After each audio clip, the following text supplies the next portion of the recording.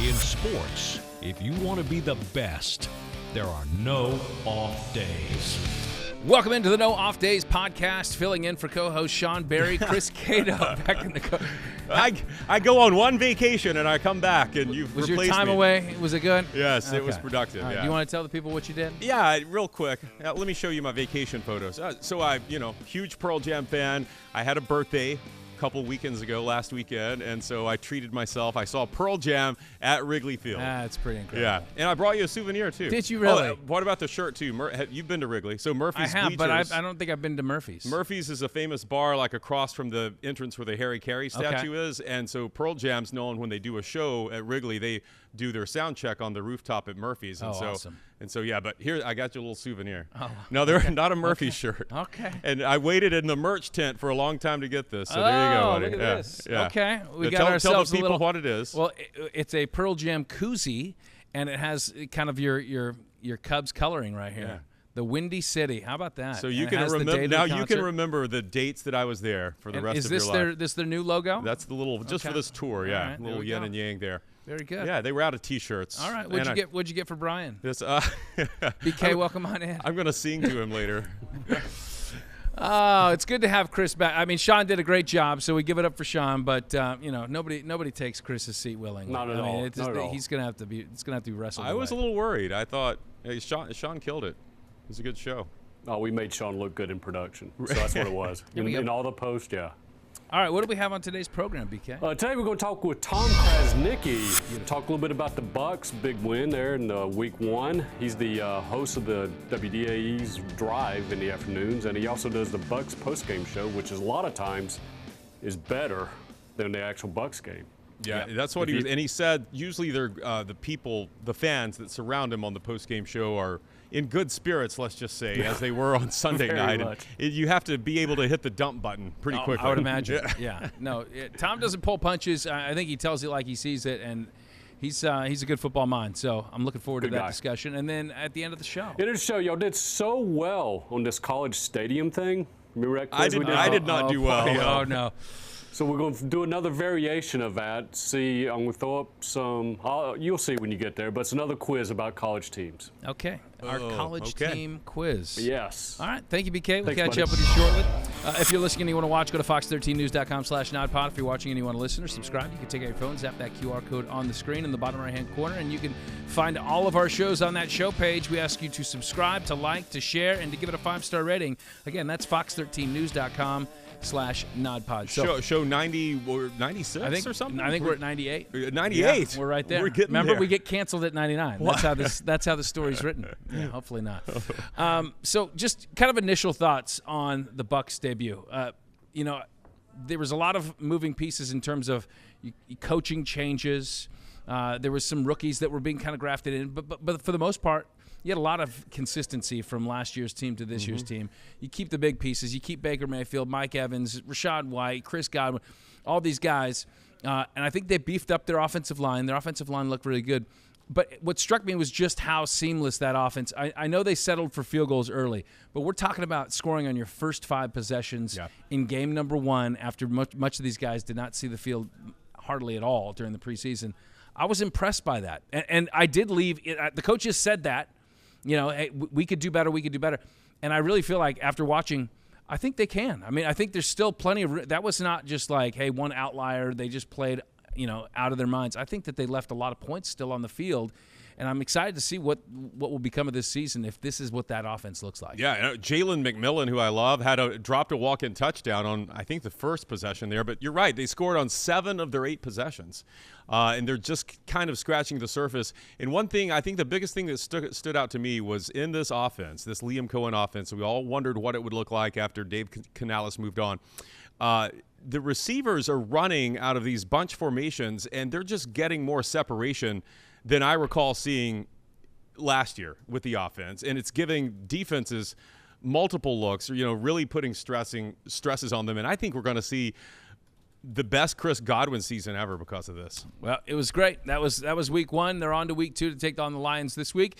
So for more on how the Bucs looked in week 1 and a little bit of a look ahead, Here's part of your interview with one TKras, Tom Krasniqi from 95.3 WDAE and 620 as he joined him earlier this week for a little.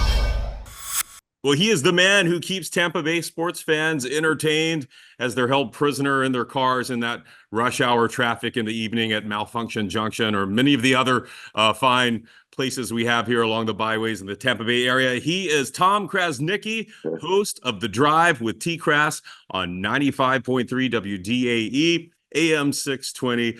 Tom, great to see you, man. Thanks for stopping in. Chris, great to be with you, man. How are you? Well, doing really well after what we saw on Sunday, and let's just go ahead and get into that. I don't think it could have gone much better for the Buccaneers with this opening game, season opening victory over the Commanders. I think we were all kind of wondering what this offense would look like under the new guidance of Liam Cohen, the new OC, and I think we like what we saw. What do we think? Without question, Chris. Look, over the summer, training camp, preseason, you got a little glimpse of what Liam Cohen was doing offensively, the pre-snap motions, the bunch formations. You know, when that Buccaneer game against Miami, the last game, the first drive when the starters were in there, the first drive, they went right down the field and scored a touchdown. And on that drive, you saw a little bit. He peeled back the curtain just a tiny bit as to what you might expect. You saw a throwback screen to Rachaad White. Guess what? You saw that in the game against the Commanders on Sunday. You saw Mike Evans lining up in the slot, running to the corner for a touchdown.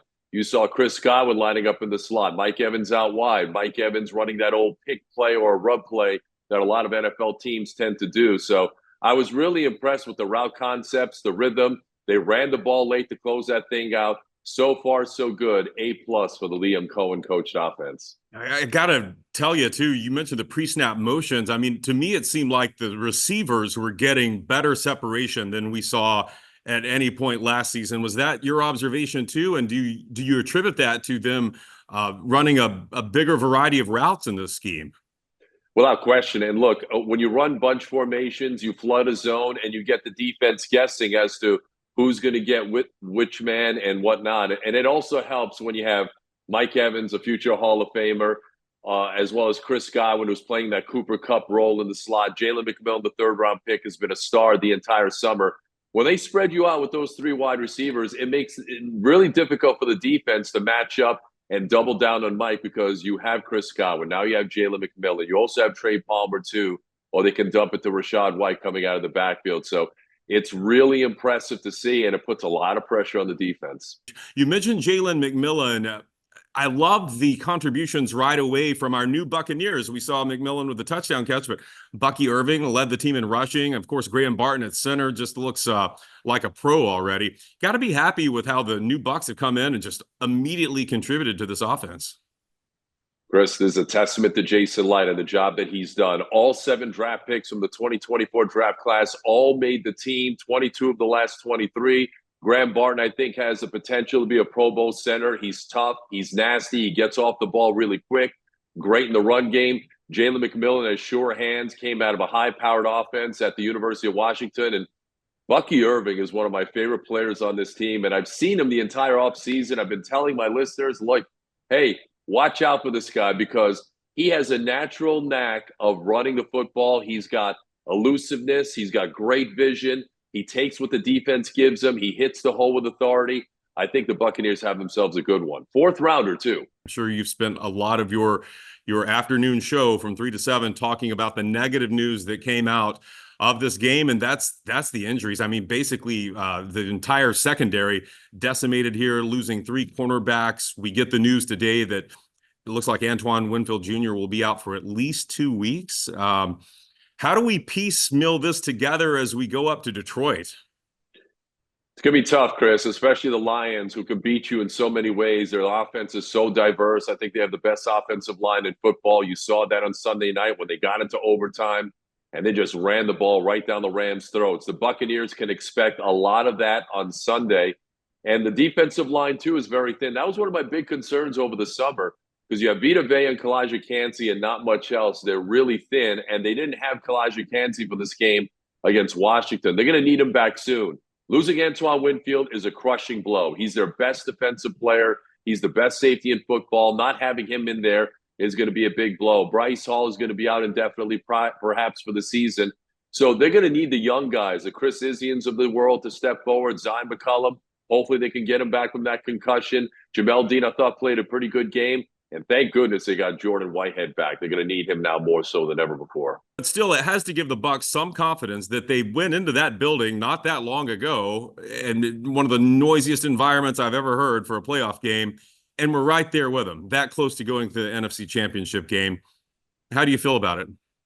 Chris, it's a tough place to play. They're going to have to rely on the silent count. Graham Barton is going to have to know that now he goes on the road in his first game on the road in a hostile environment. The silent count, he's got to call out the protection. So I think he's up for the task. I think the Buccaneers are not going to be phased or afraid of the environment and, the boisterous atmosphere there. They're going to have to run the football and get off to a good start, which is absolutely imperative. If you could take that crowd out of the game, the longer you hang around, as you saw in the USF-Alabama game, at least through 3 quarters, the more pressure you put on the team that's going to be favored in this game here on Sunday. But I think the Bucs have to run the football and take the crowd out of it early.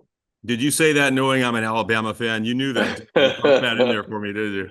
They survived, Chris. They survived. Well, it is a game that we are looking forward to, 1 o'clock right here on Fox 13. In fact, I'm traveling to the Motor City this weekend to catch that game firsthand, the rematch of last year's playoff game.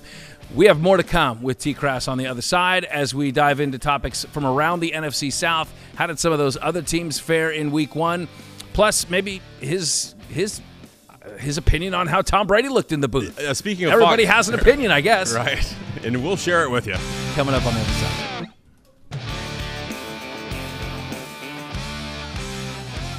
Welcome back to the No Off Days podcast. Last block, we started our conversation with TKras, Tom Krasniqi from 95.3, 620 WDAE. He hosts the Afternoon Drive, never short on opinions. But, Chris, you had an opportunity to catch up with him. Yeah, we wanted to talk bigger picture outside of the Bucs, the NFC South, and also how would he grade our old pal Tom Brady's performance in his first game calling a game on Fox. So let's get back into it now with TKras.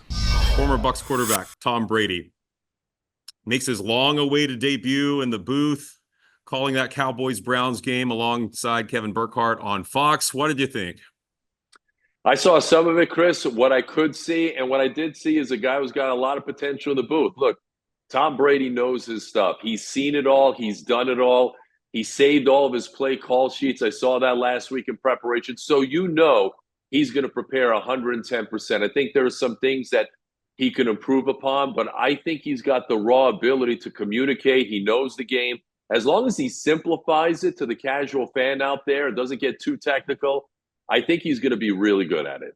Yeah, I agree. And I feel like we also have somewhat of ridiculous standards sometimes when it comes to, it's not easy, right? And someone that prepares the way Brady has prepared for every challenge in his life is going to meet the mark and exceed expectations. But he certainly is, taking some slings and arrows, I guess, on social media, which is what happens. Social media is where the mean people live. All right. Before you get, I know that you never hear anything negative on social media. No, I hear all the time, but it's part of the business and I love it. It's great. You're right. You gotta have the thick skin and be able to give it back. But as we look at the NFC South picture, bigger disappointment, the Panthers losing on the road 47-10 to the Saints, or the Falcons losing at home 18-10. Bigger disappointment there. Without question, Chris, it's the Falcons because they spent $180 million on Kirk Cousins, $100 million guaranteed. They loaded up that roster around him. They traded for Matthew Judon. They signed Justin Simmons. I did pick them to win the NFC South. A lot of Bucs fans are not happy with that prediction. And look, 1 week, the Bucs fans have to be feeling pretty good about that so far. It is only 1 week. There's a long way to go. But I'll say this, the Falcons have a lot of work to do because Kirk Cousins did not look comfortable. It did not look like he was moving around well. The Achilles must still be bothering him, and maybe that's the reason why they reached for Michael Penix, Dade City's own, in the first round of the draft with that eighth overall pick. There's a lot that they need to go back and refine and kind of redraw up in the playbook. All right, so before we let you go, TKras, let me get a Rays question in here as we come down this final, 18, 17 games of the season as we tape this here. Not eliminated from the wild card picture yet, but the sands are trickling out of the hourglass there. What do you think the front office should do during the offseason to get this team back into title contention? Chris, I talk to Eric Neander every week. He's kind enough to come on my show, and we talk on and off the air. He understands that he now has a loaded farm system. The Rays have maybe the number one farm system now in all of baseball by virtue of those trades that he made at the deadline. So he's stacked. His pitching staff is stacked. He's going to get Shane McClanahan back next year. I think Taj Bradley, I know he's had some struggles over the last few weeks, but I think he's a big-time arm talent. You got guys like Shane Baz who's coming on and Ryan Pepio and the like. So their starting rotation next year is going to be one of the best in baseball. If they can figure out a way to go out this offseason, and I don't know if they're going to be able to dive into free agency. There's a couple of guys that can really help them that play the outfield position. I think the Rays need a power-hitting outfielder. Now, if they can somehow get in on it on Cody Bellinger, look, before you laugh, Rays have been in on some big-time free agents in recent years. They were almost there on Freddie Freeman. They offered him like $150 million a couple of years ago. He went to the Dodgers. They offered 10 years and $300 million to Aaron Judge a couple of years ago, and he politely turned them down, his words, and he ended up staying with the Yankees. So if the Rays see an opportunity, the closer we get to 2028, I think the more money they're going to be able to put on the table for a free agent. They've got some young guys. Junior Caminero, I think, is going to be a star.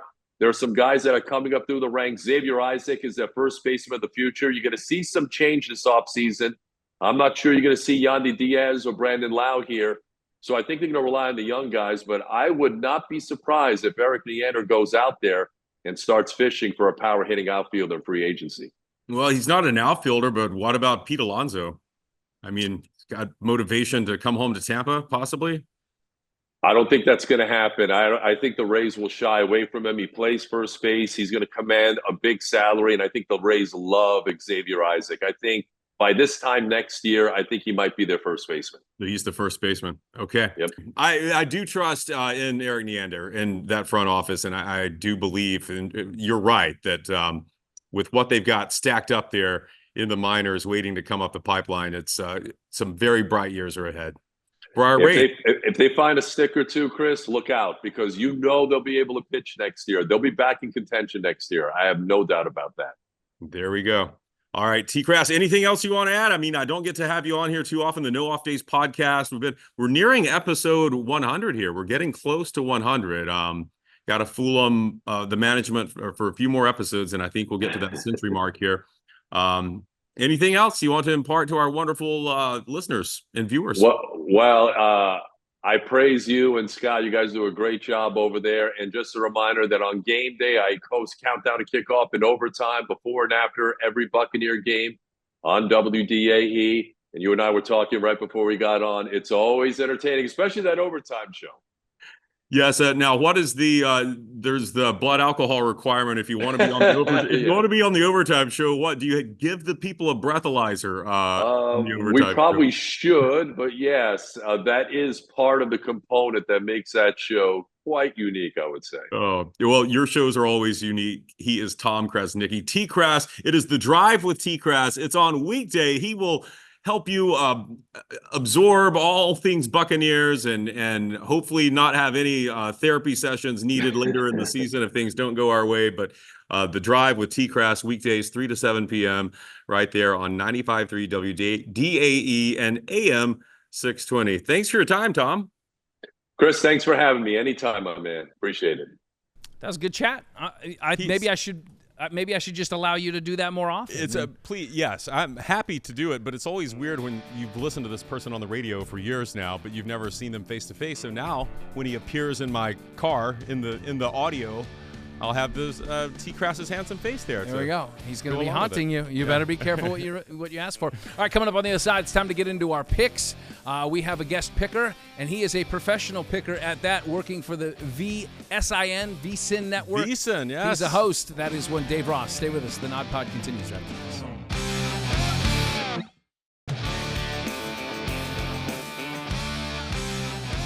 Well, this is a real joy for me to be able to welcome in our guest picker, Chris, because me and this guest, we have some history together. worked together in the nation's capital. He is the nicest guy and always in a good mood, and I hope he brings that same energy tonight. We welcome to the show our guest picker, Dave Ross. He is a host on VSin, and he hosts the show Live Bet Saturday. He knows a thing or two about picking some games. Dave Ross, or as we call you, Sauce, how are you, buddy? I'm great. Let me put on my cigarettes. I'm in a terrible mood today, Scotty. Always great to be with you and Chris. And I got to tell you guys, football season goes by so fast, Scott, as we remember back in our days in D.C. where we couldn't wait, to get to week one. Then get to week one, all of a sudden you feel like back in those days, week 16, and then you're at week 17. So I want the football season to slow down. What are we in, week 3 of college football already? Crazy, it just goes so. Yeah, it goes by so fast, but it really is the best time of the year, September through February, I guess, now for the Super Bowl. So, you know me, Scotty, I can't wait to get to the games each and every week, and I look forward to breaking some of these down with you guys. Chris, maybe you can settle one last thing it's been an age-old debate between Dave and I. Better band, Nirvana or Pearl Jam? Well, this isn't. Are you asking me the serious question? No, you're our tiebreaker. We've been debating this for over a decade now. So it's Pearl Jam. It's obviously, hands obviously, down. I mean, obviously. Look at the legacy. There we go. Look at that. Also, Eddie's a better singer than Kurt too. That is true. Oh God, no. Yeah. And no. Longevity factor too. But all right, let's get into it. Longevity. My guy's got no shot. He's been out of the game for about 25 that's years. True. He had one shot. Chris, you seem like a nice guy. It is the wrong answer for the record. Everybody knows that Nirvana was it's like the old David Spade joke. I loved Pearl Jam the first time I heard them when they were called Nirvana. So I think that settles it once and for all. Cut his mic. All right, let's get into our picks. All right, right out of the gates, we got a Big Ten SEC showdown. Number 4 Alabama rolls into Camp Randall. This is a noon kickoff on Fox. Alabama 16-point favorites. Dave Ross, who do you like in this matchup? All right, Scotty, I always like to kind of look at the look-ahead spots. And I felt like last week, if you watched Wisconsin really struggle at home as over 3 touchdown favorites last week. They did get the win, but didn't get the cover. Who are they looking ahead to? They're looking ahead to Alabama, right? Yeah. Coming in, everybody can't wait. And, Madison's going to be crazy next Saturday. Well, Bama now has kind of that look-ahead spot that Wisconsin had last week, but Bama's not looking ahead to Wisconsin. They're looking ahead to Georgia next on the schedule. So I know that Bama kind of slept through that game there with South Florida last week and then put it on them late, made it look a lot more uncomfortable than it was very uncomfortable for the majority of that game, only up, 5 points midway through the fourth quarter before getting 3 late touchdowns and make it look pretty cosmetic. I would lean towards, it sounds crazy, I'd lean towards the Wisconsin side here taking the points. I think they can hang around with defense and running the ball, kind of run some clock here. So if Bama doesn't wake up quicker than they did last week, I like Wisconsin to be able to cover this big number. Chris. Yeah, the only problem I have with that logic is who was Wisconsin looking forward to week 1 when they struggled against Western Michigan? Right. And we see, and by the way, Bama has a bye week before they play Georgia, but I get your point. Right. And to watch Tyler Van Dyke, very careless with the football, I feel like Kalen DeBoer is going to have his team's full attention, just like last year when they struggled to beat South Florida. Then they go into Ole Miss and they blast Ole Miss. Different coach, I'm aware, but I feel good about Bama putting its best foot forward here, and I don't think Wisconsin has really anything on offense for Bama to worry about. I think, and my brother will be in attendance there doing the jump around. At the very least, push us over the top. I think Bama covers the 16-point spread. Yeah, and look, I'll tell you this. Go ahead, first half, guys. Like if you're going to look to the Wisconsin side, maybe you look to the first half number, see if they can, because DeBoer's squad really struggled for 3.5 quarters. If Wisconsin's going to hang tough, they hang tough in the first half. If they can't, it might already be over before they get to jump around in the second half. All right, nice little side wager. I look at these as just Byron Brown last week for USF was a problem at quarterback. His mobility, his toughness. I mean, he's big as a lot of defensive ends in college football, and he's mobile. Tyler Van Dyke is a statue back there. He's going to have some unforced errors. I think that they struggled against Western Michigan. They struggled against South Dakota. These games are all close late. I think Bama lays it on them. I like Jalen Miller to have a big game, get cooking, and that Bama defense steps up against a fairly predictable Wisconsin offense. I think Bama covers. All right, Memphis paying a visit to Tallahassee. Is this the week the Noles finally enter the win column? All right, gentlemen, I have a 100-1 long shot on Syracuse to win the ACC this year. Okay? Whoa. And obviously made that wager many months ago. Looking good so far. looks great so far, Chris. If they want to give me a cash out, I'll take it. But like right now, I was looking at it and I go, well, Syracuse isn't on the Florida State side. So they'd only play the Seminoles theoretically in the ACC championship. So I was like, that's great. They get the easy part of the schedule. They get the Georgia Techs. They get the Boston College.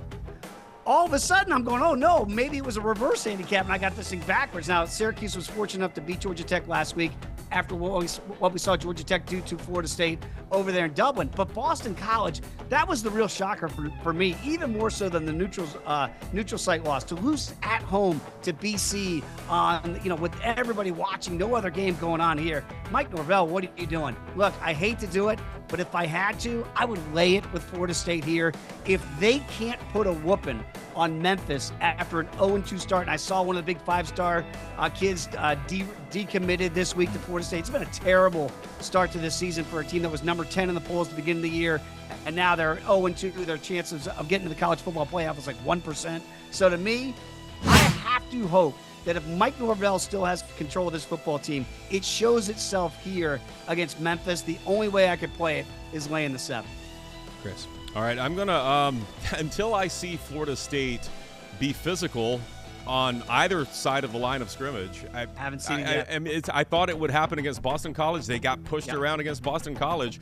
Memphis is a salty team. This is a team that some people are saying could be that group of 5 team that gets that playoff spot there. Seth Hennigan's a good quarterback. I think he's going to be the best quarterback on the field on Saturday.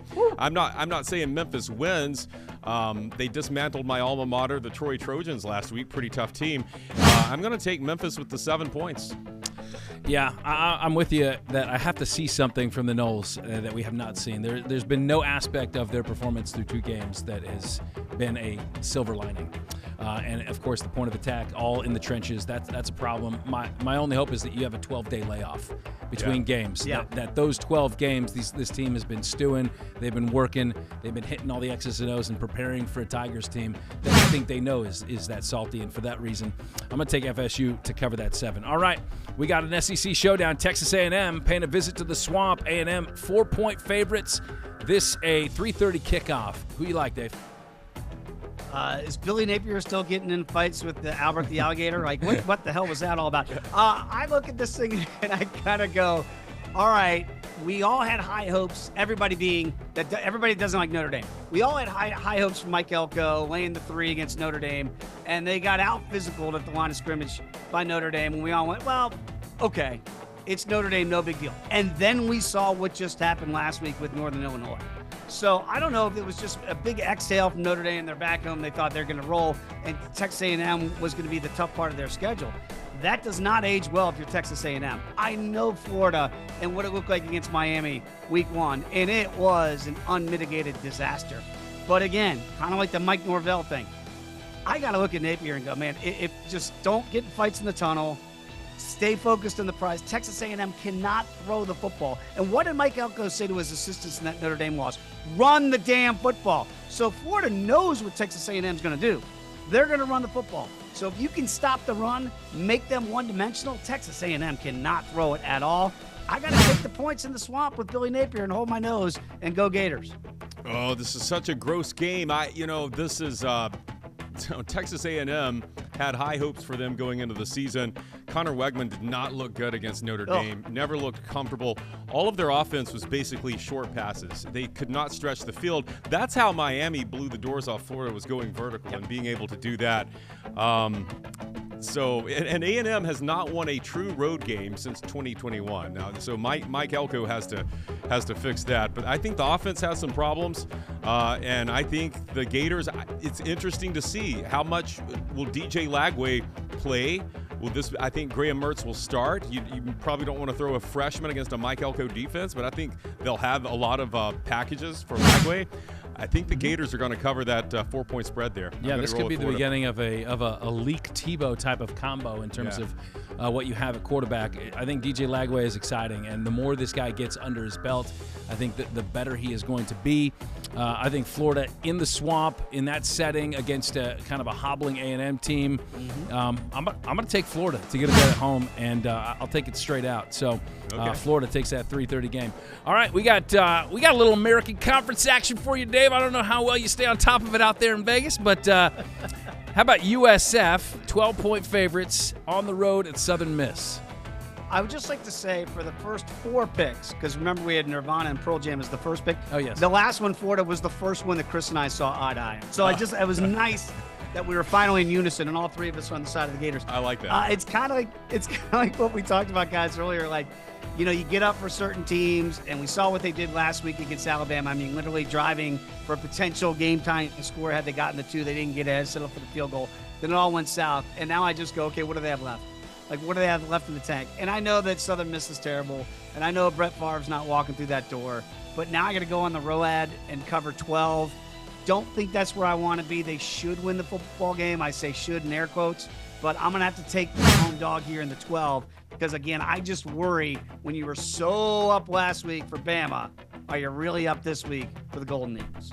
Yeah, I think they laid an egg, the Bulls did, last year after they played Bama into the fourth quarter. I think they went on the road and they lost to someone they weren't supposed to lose to. I think that's what happened. So there's definitely a hangover effect there, but Southern Miss just not very good. They're led by former FSU quarterback Tate Rodemaker, by the way. They lost to Kentucky 31-0 in their season opener, and that was a time when we thought, wow, this Kentucky team might have something here. And I know it's tough to do these transitive wins and losses things, but gosh, Kentucky looked awful against South Carolina last week.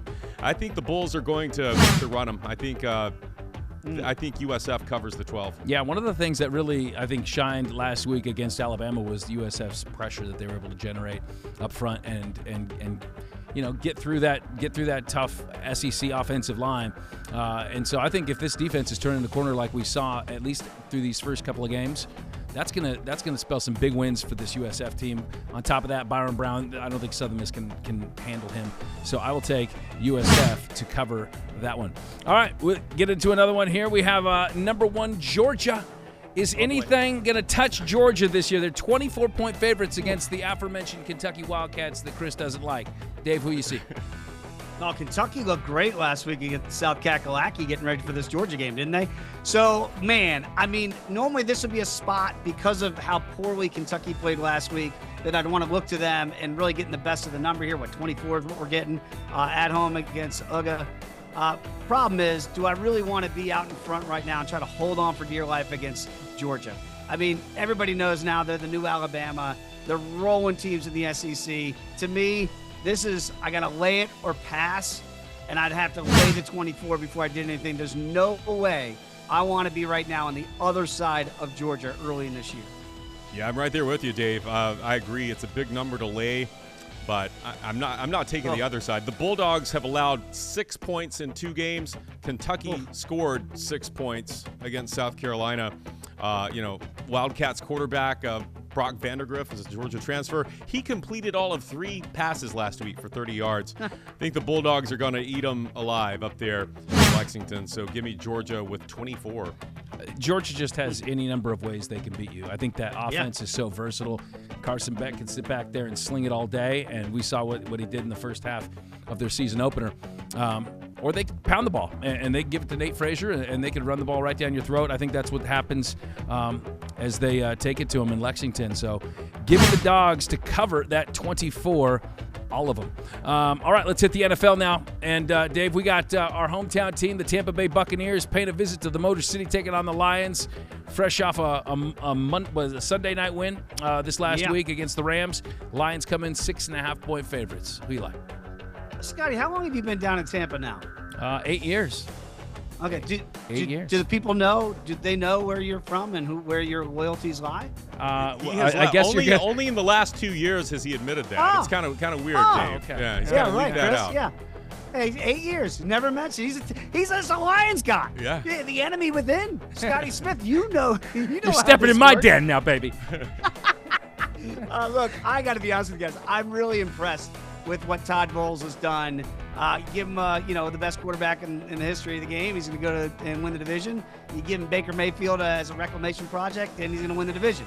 So I know Dave Canales isn't here, but, you passed the test with flying colors game number 1 without Canales, and Canales and Bryce Young didn't look so good week 1 in Carolina. I've been a detractor, I'd say, of Baker Mayfield through the years, planting flags back in his Oklahoma days and the like.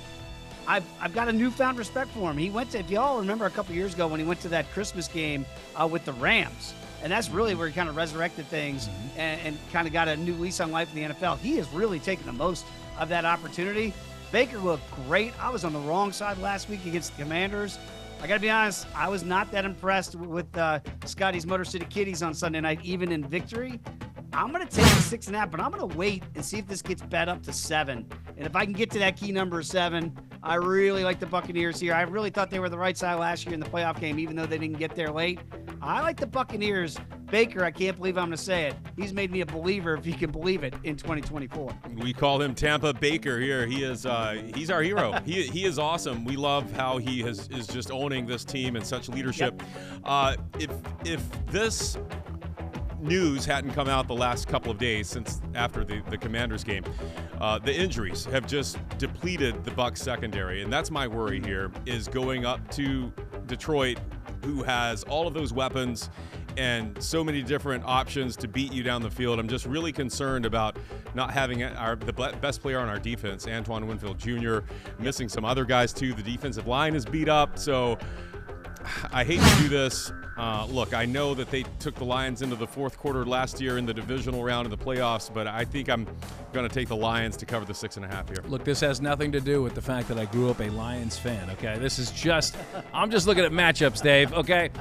I look at an offensive line from the Lions that, as we saw in that Rams game, when they need to, they can just pound the ball. I mean, they have the best offensive line in football, and it's not even – though the defensive backfield is a concern in this game without Winfield and your starting corner in Zion McCollum and their lean on some depth, to me, the game's going to be decided right there in the trenches. And I think that offensive line for the Lions, I think they're just going to impose their will. And that's not really – outside of Vita Vea, that's an area that the Bucs really need to prove it, especially getting around the edge. So for those reasons, I think the Lions win by at least a touchdown in this game. Though I would imagine that it stays to within single digits. But yeah, Baker and the Bucs, they're tough, they're feisty, and it would not totally surprise me if they went out there and got it done. But again, I just look at the big fellas in the middle of this of both these teams. Let's hope Dave's right. I'd say this for our sake, for the city's sake. Yeah. And I do like the over. I actually think the better play here is the total versus the side, because I think 7 should be about the right number. And if I get 7, I'll probably lean towards the Tampa Bay way. But I do think you guys are right that Detroit looks so sluggish in that first half. It felt like their preseason getting their starters back into action here. And the Bucs ran the ball better in the fourth quarter and I was really surprised by that against the Commanders to close out that victory too. So to me, I think you're going to get a lot of points here. I think there's going to be some path of least resistance on either side. All right, I'm taking the over then. He is Dave Ross, and you can catch him on Live Bet Saturday, available where all podcasts are available, right, Dave? Woo. Yeah, wherever you can, VSin.com, wherever you get your podcasts, we're all over the place. It's a lot of fun. Like we had the Notre Dame game last week, and right before your eyes, you saw Northern Illinois in this big upset. We're doing live numbers as the game goes, so it's really fun if you're a college football fan. Don't hold it against him, but he does smell like Teen Spirit. He is Dave Ross. Appreciate it, Dave. And we can't find a better man. Oh, well done, we're boys. We're just full of them. All right, thank you, Dave. All right, coming up on the other side, we'll get into our college quiz. BK joins us when the No Off Days podcast returns.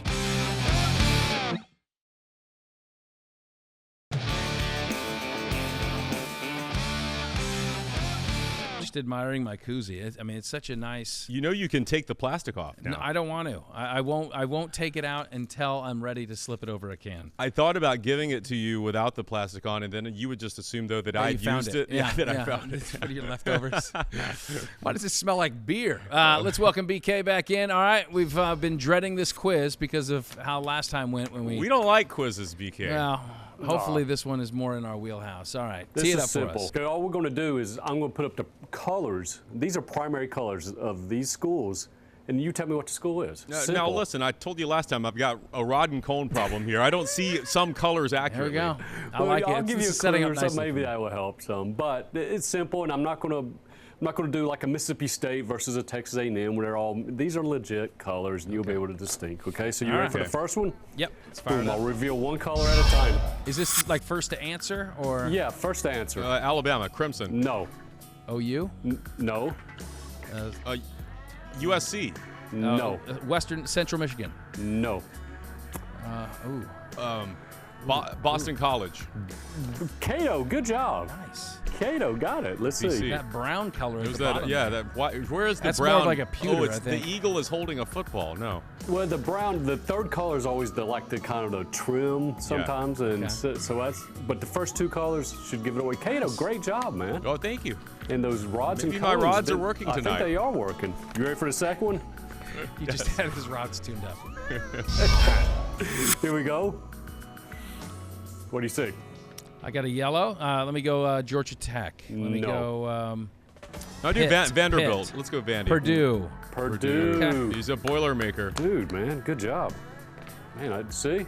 You know your college. We're 1-1. I like it. Alright. I'm Okay. gl's my school's colors aren't that though. What is that, beige? That's hideous. Old gold and stuff. Yeah. Old gold. Yeah, or something like that. All right, here's a third one. So we got two colors. It's just two. Okay. Okay. Oklahoma. Stanford. Alabama. No. USC. No. Western Michigan. Oh, Minnesota. Central Michigan. No. It's not Minnesota? South Dakota. Arizona State. Cato. Oh, I should have got God, that. Devils. Let's go. Fear the fork, baby. All right. We got three colors. Three colors here. Okay. Syracuse, Clemson. No. Bowling Green. No. Oh, golly. I will We tell got you this. orange, white, and Black. But Oregon State. no. No. Is that black or blue? That's just the third color. Really is just a trim color, so I wouldn't worry Okay, about that. Focus on the first two. Gosh, Ball State. This school played the first ever football game that was called play-by-play on radio. Yell. Brown. No. Brown? No. This school is in a Power 4 conference. Okay. First ever play. This school had a big win this weekend. Oh my gosh. my We goodness. got orange, white, and And black. it's- Don't think about the black. Trust me. Is it Texas? Texas. Wow. Okay, that So is that's burnt no. That orange? is not. That is the legit. Now That is not the burnt. That's not. You know burnt what? I orange. I'll tell think you what that's we the- have here is a monitor problem out here in the studio. All the three That's of right. This these one monitors. looks more. That Yeah. one looks burnt orange. Yeah. So what's the These two score? Was don't. that Cato or we The tied? one, the ones that the monitor that Cato's looking at is the right I'm one. winning. Well, you can look at any of these Well, monitors I don't know too. which They're one. I in- don't know which Look at one's all right. of them. I'm looking at all of them. Oh, that's a huge Oh. difference. Who Oh my won? goodness. Yeah, I think I'm winning like 5-1 No, now. it's 3-1. But 31. You Do want we a have another bonus one, or one? is that I got a bonus one. Real Give him quick. one of your This famous one we're two. 5-point ones. Okay, Yeah. here's a 5-pointer here. Three colors. Yeah, we got three colors. Boom. Michigan State. No. It's USF. That is Tulane. Marshall. Oh, let's see it. Cato, man. Did I destroy him? I destroyed him. You did. Because I was looking at the Yeah. cheating monitor. I was looking at the monitor that has the correct color Good. saturation. Well, congratulations. I'm glad that after taking a fall in the last one that you were able to had to rebound. redeem myself, even with my Those bad. cones and rods ain't that bad after all, man. Come on. Don't short yourself. Good job, Cato. All right. Way to go, man. Yeah, thanks for finding something I could win at. I appreciate it. Oh, good Very job, guys. All right. Thanks, BK. All right. That's another show in the books. That's 98. That was good. That's 98 nodpods. And if you have missed any of them, make sure you go to fox13news.com/nodpod and you can find all of the full catalog of shows. So talking a little Bucs, talking a little college football, and we got another big weekend ahead. Week 2 of the NFL season, week 3 of the college football season, and we will check our work next week. Much thanks to our guests, Tom Krasniqi, Yeah. Dave Ross. Dave was great. And thanks to our Nodpod crew. We got Mariah on the jib. We got Chris on the ones and twos. BK back in the booth. For Chris, I'm Scott. Sorry Sean wasn't on this week's episode. All you that got comfortable with him last week, it's back to He'll be back. I'll need another vacation back to soon. usual. Until the next time we're on, there are no off days. Except for when I take one. Except, yeah.